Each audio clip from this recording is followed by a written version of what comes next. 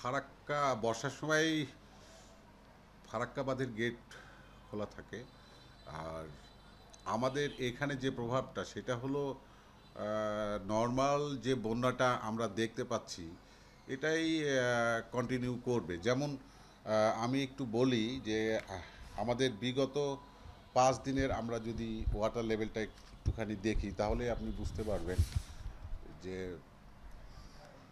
23 তারিখে আমাদের রাজশাহী যে রামপুরা বোয়ালিয়া একটা গেজ স্টেশন আছে আমাদের, সেইখানে ওয়াটার লেভেল ছিল 16.2। তারপরের দিনে অর্থাৎ 24 তারিখে ছিল 16.24, অর্থাৎ 4 সেন্টি বাড়ছিল একদিনে। 25 তারিখে এটা স্টিডি ছিল, 24ই ছিল, 16.24 ছিল। গতকাল 3 সেন্টি বেড়ে এটা দাঁড়াইছে 16.27। আজকে সকাল 6টায় আমরা পাইছি হলো আরও 3 সেন্টি বেড়ে 16.30। অর্থাৎ এইটা গ্রাজুয়ালি ইনক্রিজ করছে, তবে রেটটা খুবই কম। আর আমাদের যে ফ্লাড ফোরকাস্ট দেয়া আছে সেটা হলো এই রকম যে এটা 31/8 পর্যন্ত 16:38-এ যেতে পারে আর কি। এটা আমাদের ফোরকাস্ট, অর্থাৎ 8 সেন্টি বাড়তে পারে আগামী 5 দিনে।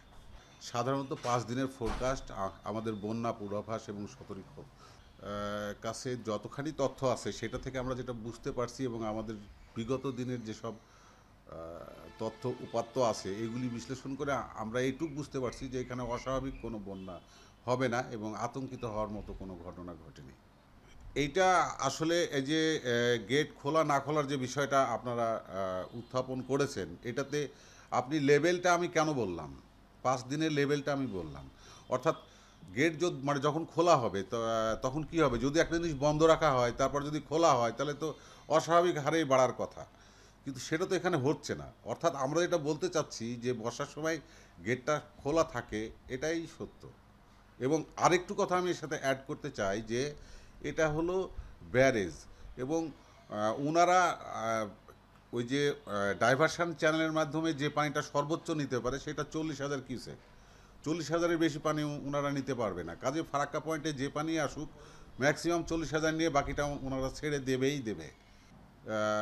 সবসময় করা হয়ে থাকে, এটাই আমরা বলতে চাচ্ছি।